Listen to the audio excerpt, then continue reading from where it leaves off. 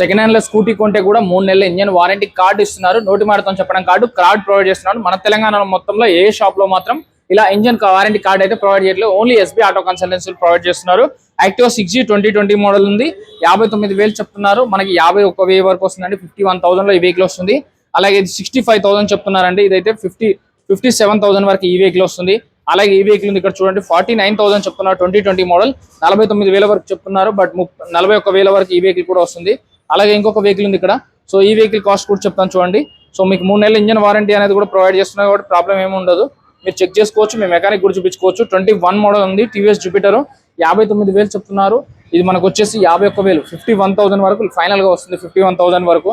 అలాగే ఇది వచ్చేసి 18 మోడల్ అండి. 19 రిజిస్ట్రేషన్ 49 చెప్తున్నారు. 41,000 వరకు ఫైనల్ గా వస్తుంది.